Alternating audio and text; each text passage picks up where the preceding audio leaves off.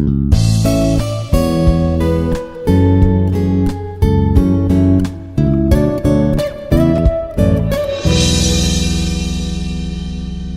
will see what are the differences between the X-ray diffraction technique and neutron diffraction technique, because we have seen so many materials will be fabricated by using different by different deposition techniques like physical vapor deposition, chemical vapor deposition, and we have seen certain characteristics, some characterization of different materials also, right? In today we will see about the differences between the XRD and neutron diffraction. So in X-ray diffraction, we have the material characterization, the importance of X-ray diffraction, basics, diffraction. In basics, we have the diffraction, X-ray diffraction, different methods, phase analysis, texture analysis, stress analysis, and particle size analysis, and we go for summary. So the timeline. So if you see the diffraction effects observed by Italian mathematician Francesco Maria Grimaldi. So in 1868, X-rays discovered by German scientist called Roentgen.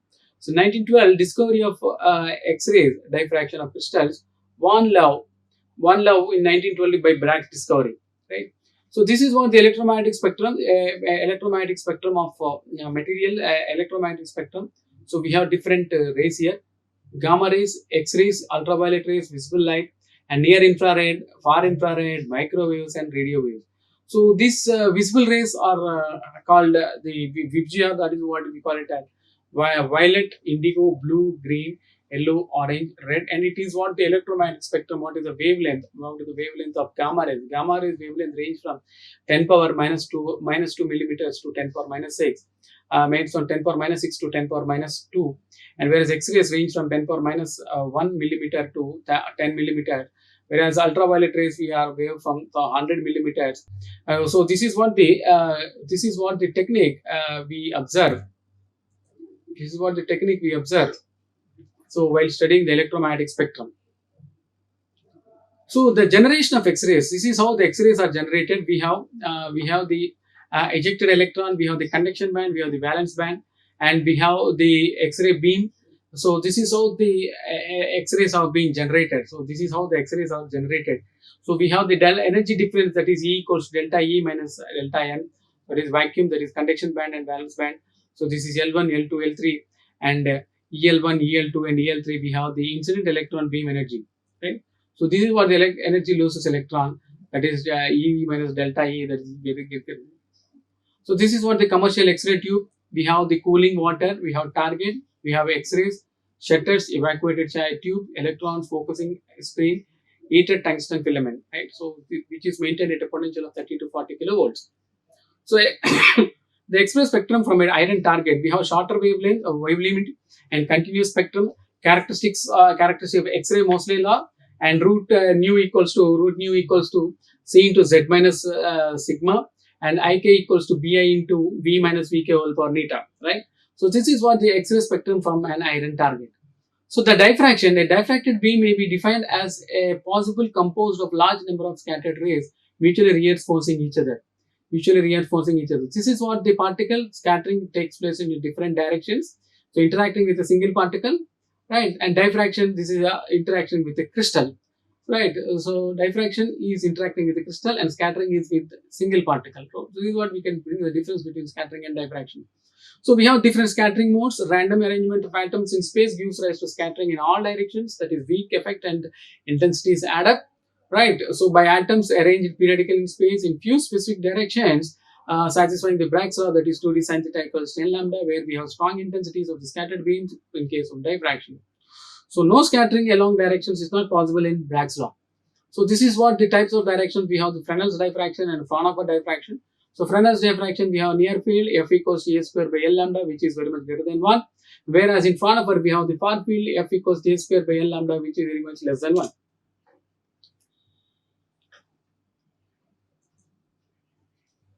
Right, so this is what the Rayleigh-Sommerfeld. This is the Fresnel's diffraction and Fraunhofer. So we have the Rayleigh-Sommerfeld, we have Fresnel's and Fraunhofer diffractions.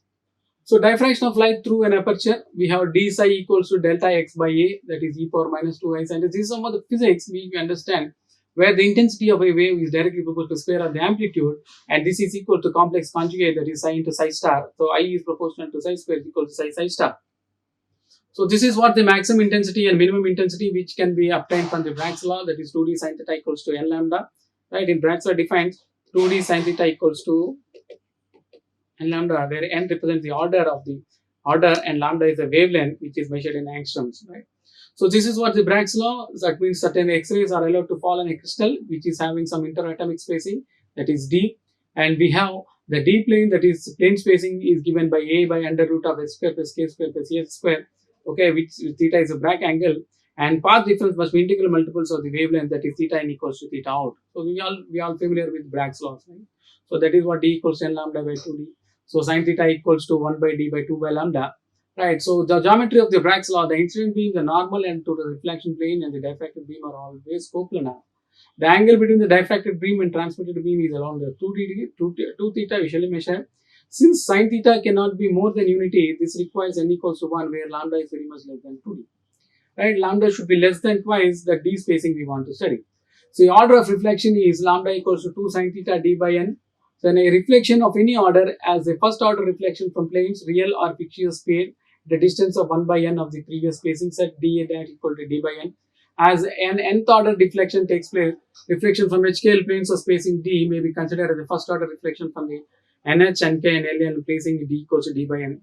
The term reflection is only notional due to symmetry between incoming and outgoing beam with respect to plane normal, otherwise we are only taking the talking of diffraction. So this is what the Bragg's law in real space and reciprocal space, right? So this is what the crystal orientation, the intensity pattern is to be calculated between 2 theta and the intensity, right? And the diffraction versus reflection. Diffraction occurs from subsurface atoms where reflection is a surface phenomena. Diffraction occurs only at specific angles where reflection can occur at any angle. Okay, despite this, we call it as reflecting planes, not reflecting planes or reflecting planes. So this is what the two circle diffractometer for polycrystalline materials. This is beam top diffracted beam. We have counter and 2D rotation, 2 theta angle rotation, right? So this is what X-incident X-ray. The four circle diffractometer, right? So we have the orientation in different directions. And circular diffractometer is 2 theta and omega, and 3 and 4 circular diffractometer 2 theta omega psi and x, and 6 circle diffractometer also we have, right? So this was taken from the one of the instruments, taken from one of the papers which was published in 2007. So sodium crystals in the tube facing X-ray beam. This is how we observe the NaCl and copper K alpha line, and we have seen certain peaks here. We have 200 plane, 220, 222, 400. These are H-scale planes. That means the crystalline peaks are being observed for NaCl crystals facing an X-ray beam. So this is what the powder diffractometer, what we understand. So these are the calculated patterns for a cubic crystal. So these are the diffraction methods. Diffraction methods by using law method, rotating crystal method, powder method, variable, fixed, and angle is fixed, variable in part, variable the specimen is single crystal, and we have the powder crystal diffraction method.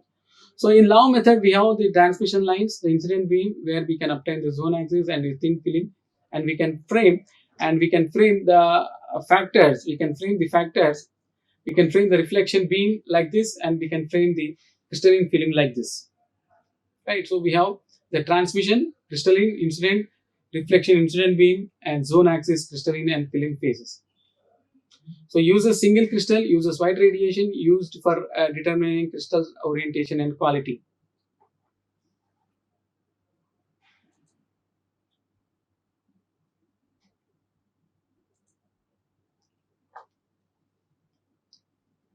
So rotating crystal method, we have the incident beam. This is the reflected beam. So it is a cylindrical film where we can see the film is being rotated, and this is what we can see over here, the determination of unknown crystal structures. So this is what the powder method.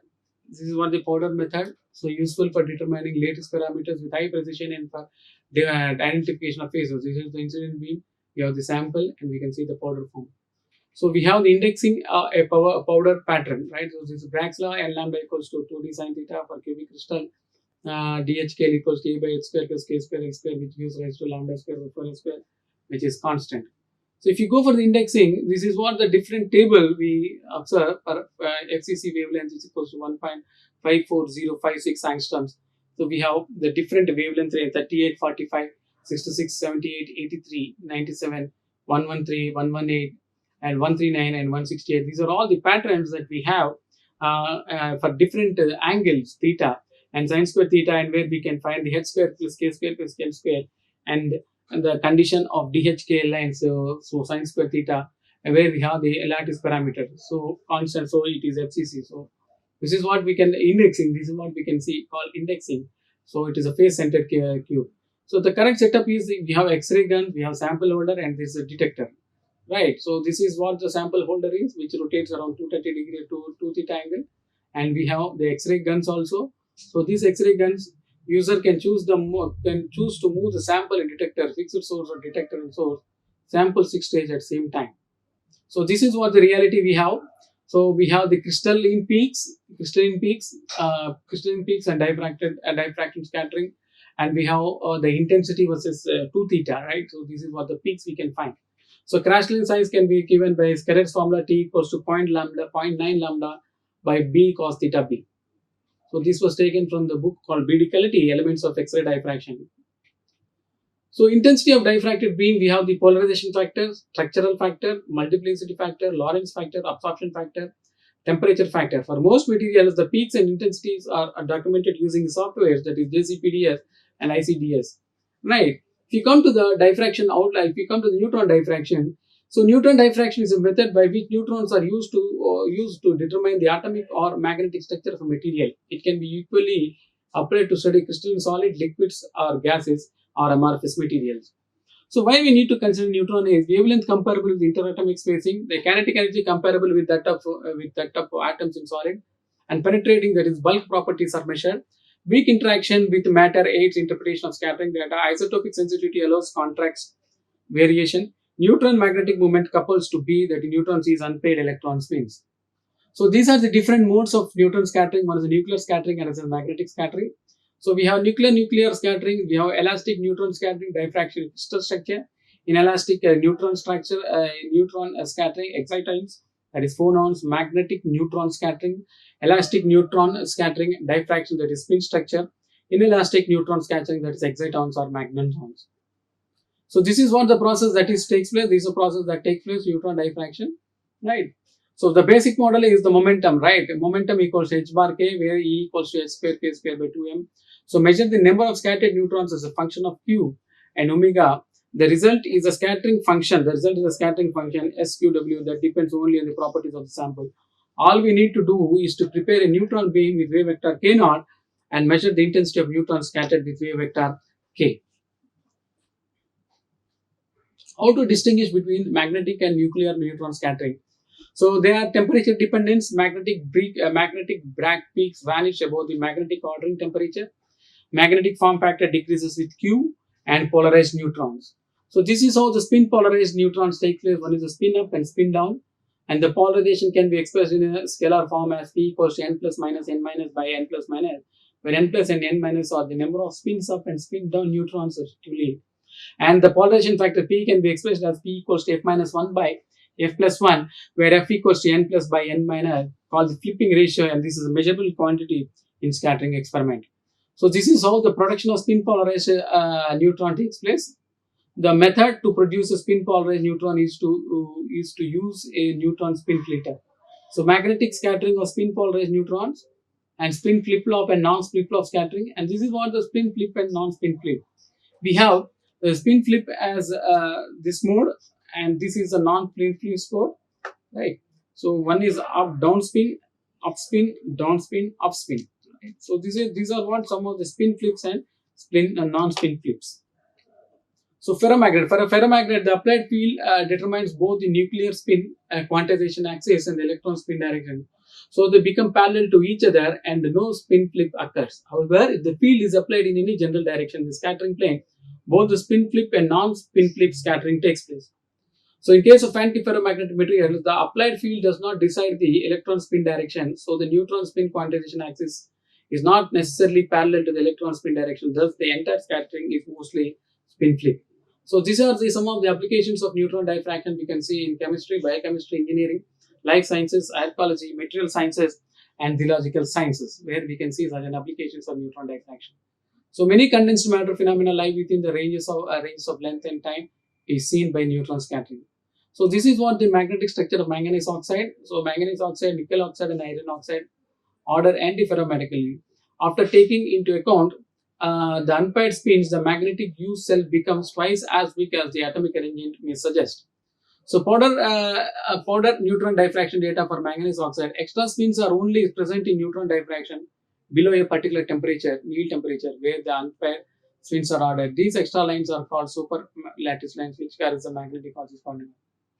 Neutrons are magnetic moments, so largely scattered by the magnetic moment of electrons. All diffraction methods are sensitive to crystal asymmetry of the material. So neutron diffraction pattern of an antiferromagnet is differently above and below the Neal temperature. So what is the next distinct research is study of microstructure is complex, that is micro molecular fluids, structure of thin film system, atomic arrangement in nanoparticles, superconductivity in magnesium borate, and location of proton in biomolecular crystals, the temperature dependence of resistance of amorphous carbons, and structure determination of evaporated pure silicon by amorphous silicons. So what are the advantages? Nuclear and magnetic interactions are of similar length, isotopic sensitivity, penetrate small contaminants, sensitive for bulk and buried structures. Simple interpretation provides statistical averages, not single instances. Wavelength similar to interatomic spacing. Energy similar to the thermal energy in matter. We can also reveal the spin structure of complex system where the spins are aligned in an angle less than 180 degrees. It is applicable also for parasitic ferromagnetic material where the two sublattice gives small magnetization. Right. So the limitation is difficult to focus, so unfavorable for nanoscale magnetism research, but polarized neutron reflectometry can be used for thin film. Figure of merit is defined by the product of respective atomic interaction cross section, the allowable incident flux, and square of the magnetic contrast.